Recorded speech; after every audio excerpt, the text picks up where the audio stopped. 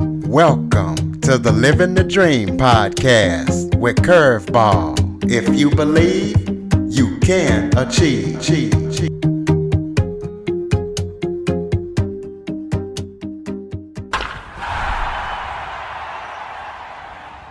Hello and welcome to another episode of Living the Dream with Curveball. I am your host, Curveball, and today I am joined by Matthew Ferry. He is a coach as well as a best-selling author, and we're going to be talking to him about a number of things, including his book. Matthew, thank you so much for joining me today. Curveball. Thank you for having me, brother. I appreciate being here. Absolutely. Why don't you start off by telling everybody, kind of giving people a little glimpse into your background about who you are, where you're from, anything you want the audience to know. Sure, no problem at all. Well, I will start by saying this. When I was really young, maybe about 9 years old, I started having these crazy experiences where I felt like I was floating out of my body, and I didn't know what it was, but I felt this profound, incredible peace. And the experience was so powerful that as an adult, I was really driven to find a predictable path to get back to that feeling, something that I could only really describe as knowing that all is well. And I happen to have a pretty awesome father who was a personal development guru unto himself, specifically in the real estate industry. But his mentor was a man named Earl Nightingale. And Earl Nightingale wrote a book called just went right out of my head. The Strangest Secret is probably his best-selling audio. And Earl Nightingale is one of those guys that literally started the personal development industry. So when I began working for my father in my 20s, he just started feeding me books and audios and books and audios, and I went to seminars and workshops, and it was such a dream because I got to explore and understand what it actually took to go into a quiet, peaceful state and experience that bliss and that joy that I call living an epic life. And so I started being a coach. I started helping people to experience those things myself, and voila, here we are today. Hi. Speaking of a quiet mind, what is a quiet mind and why is it so important for an executive or entrepreneur to have that in a time of crisis? Well, I do work with a lot of executives and entrepreneurs. That's sort of my mainstay typically. And when you have a quiet mind, and a quiet mind is appealing to most everybody, but I tend to work with people who are real go getters out there in the world. And what you find is that a quiet mind really puts you in the present moment, and that really means that you're free from stress and worry, concern. And that's a big deal because according to the American Institute of Stress, 73% of Americans say that they deal with psychological stress on a regular basis. And let's be honest, right now, it's probably 98% of Americans. And this is bad news because when you are stressed, you make bad decisions. You don't think clearly. You're not easy to be around. Your creativity is diminished. Your energy is zapped. Your personal power is diminished. And if you're going to achieve your goals and live what I call an epic life, you really want the best version of yourself to influence every aspect of your life. And here's the good news. When you learn to quiet your mind, all those debilitating effects disappear, and anybody can learn the skill of quieting their mind. You say that positivity is not the answer to finding peace. Why do you feel that way? Because positivity is like covering up it's sort of like cutting the weeds off at the top. Most people who are positive are more like a rose garden with a sewer underneath. They look terrific from far away, but when you get up close, they really smell. And it's the contextual framework. Now, I grew up in the positivity industry. All my mentors told me that I had to be positive, and I really worked on my positivity.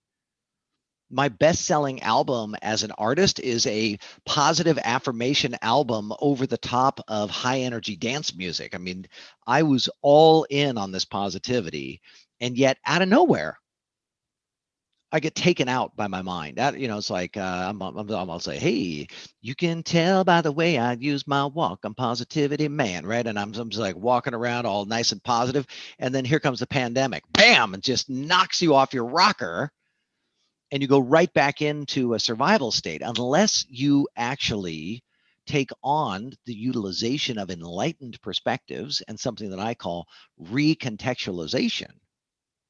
The context that you hold will always pull you back to the negativity that you're trying to overcome with your positive thinking. So positive thinking is important. I don't discourage people to do it. But the more powerful thing to do that will empower you is to learn how to recontextualize the situation to know that all is well. Because when you know that all is well, you're just at peace and your mind isn't talking at all. There's no positivity needed. So, why do you feel like people have to face the worst case scenario during crisis in order to find peace of mind? Really good question. Most of us positive types actually avoid the worst case scenario. We think that we're thinking negatively by reflecting on and making peace with the worst case scenario. Our mentors tell us, don't focus on the negative, focus on the positive. But what happens is when you focus on the positive, the mind, which is really just a survival system, it's something that I call the drunk monkey. That drunk monkey in your head is still lamenting about those negative scenarios. So you're trying to be positive, and the drunk monkey is like, I don't know, there's negative things going to happen. You want to neutralize that. And you neutralize it by examining what you fear the most. What is that worst case scenario? And what I usually do with clients is I have them write it down and I have them write it out explicitly. And then I ask them, once this worst case scenario happens, what's your plan then? And I have them make a plan for the worst case, which by the way, they despise this. They resist it. They think, I don't want to be this positive. I don't want to pull these negative things to me. But actually the exact opposite happens. Because once you have a plan for if the worst happens, then you don't have to think about it anymore. And suddenly your creativity, your resourcefulness, your chutzpah, it all comes back again. It's really cool. It's the exact opposite of what you would think. You got to think negatively first in order to neutralize that negativity and get back to peace. What advice would you give my listeners to be able to stay calm and be empowered when everything is changing so fast around us these days? Well, I think that there's a couple things. One is to be kind to people even when they don't operate the way you think. Right now, there is a tremendous amount of divisiveness that is happening in the world. And I think that the beauty of this pandemic is that it has forced us to face some of the inequality and the favoritism that has been happening in our world, and we're just pretending like it isn't. But there's a whole group of people who are like, wait a second, it has been. But kindness will release your resistance. So to try to fight for equality is a little bit of an oxymoron. Is it necessary to stand up? Is it necessary to protest? 100%. But to engage in the anger and the hostility will actually slow the process down. Kindness will release your resistance, and that's going to quiet your mind. So you want to just admit that you have a preference about how people should operate or how the world should be. You start to admit that you have a preference, that you don't know. You're not the ruler of the universe. You don't know how things, quote, should be. That drunk monkey in your head, it doesn't like when things don't match with what you think should happen. And it creates stress and it creates angst and it creates anger. And kindness is really the antidote, intentionally being kind. Now, there's some enlightened perspectives that'll help. And one of the most important enlightened perspectives is that the world is perfect exactly as it is. And that the only thing that makes it imperfect is my perspective about it. From that place, you can think creatively. You can think with power. and you don't get stuck in the anger of what is so. The people in my life are perfect exactly as they are. And the only thing that makes them imperfect is my perspective about them. I'm not the ruler of the universe. No one cares what I think. If we take on those kinds of thought processes, we find ourselves much more empowered and way more at peace. Explain what the rapid enlightenment process is. You talk about I that in your do, book. yes. So in my book, Quiet Mind, Epic Life, it's sort of my I'm updating the world on what I'm experiencing now. And this quiet mind state is traditionally been called enlightenment. And for most people, enlightenment seems impossible, like it's some rarefied state that only a special few who are blessed achieve. But I just want you to know that's not it at all. It is attainable and it is practical. And my students are a living proof of this, that anybody can live with a quiet mind. So the rapid enlightenment process is a proven 4-step process to get the mind to quiet down, to stop being so worried and stressed out all the time so you can focus and take action on what really matters while being completely at peace with your life. So would you like me to go through the 4 steps? Sure, go ahead. Go All through right. the 4 steps and also to tell us how your clients on Wall Street is using this rapid enlightenment process to their advantage as well. Sweet. Okay, I'll do that. So check it out. Step 1 in the process, you got to see your mind for what it is.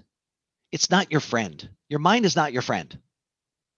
All that unwanted, uninvited negative chatter, I call that the drunk monkey in your head. And by recognizing it, by naming it, by starting to realize, oh, wow, I have a survival system in my head and it's navigating using images and words and feelings.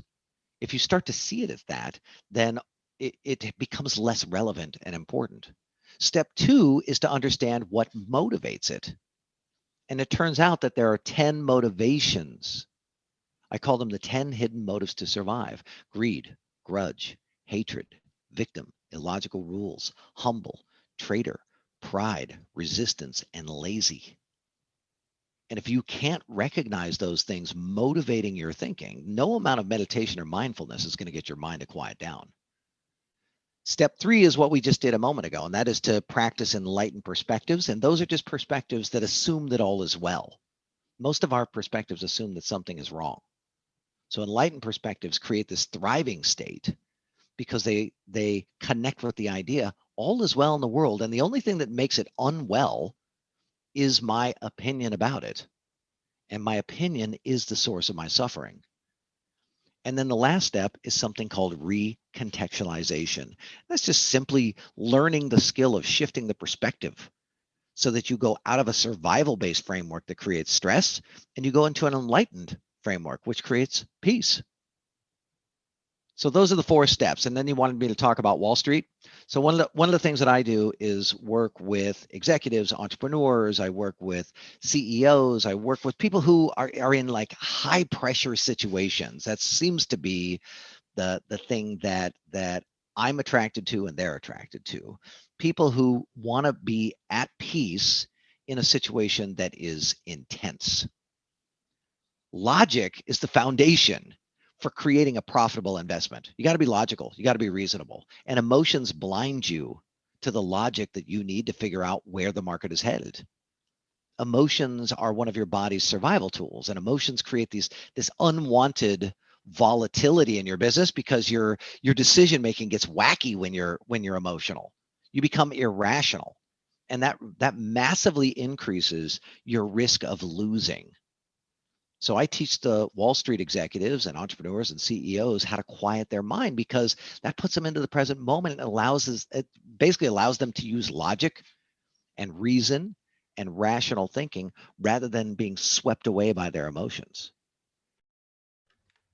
Why don't you go ahead and give your book a plug to tell listeners Sure. what they A can expect when they read it? a shameless plug. Quiet Mind Epic Life, escape the status quo and experience enlightened prosperity now. I think it's important to know that enlightenment itself is not a place, it's not a destination. It's a state of mind, it's a point of view. And it's really a contextual framework that makes living an epic life possible.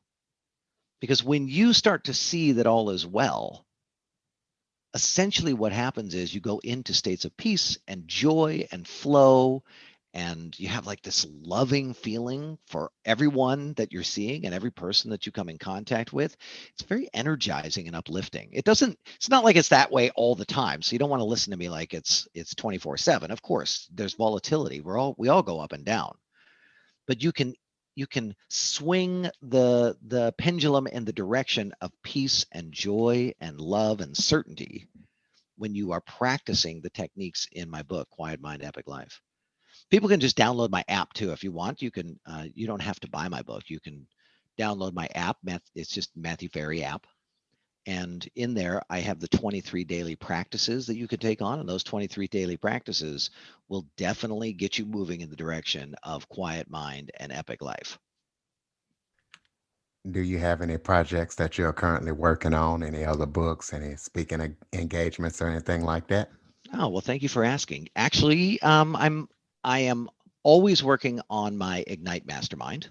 So my Ignite Mastermind is a group of high conscious go-getters. These are people who they're already achieving and succeeding, and they have success in life, and yet they are wondering, like how come I don't feel like I belong, or how come that person's getting more than me, or when am I going to get there or arrive?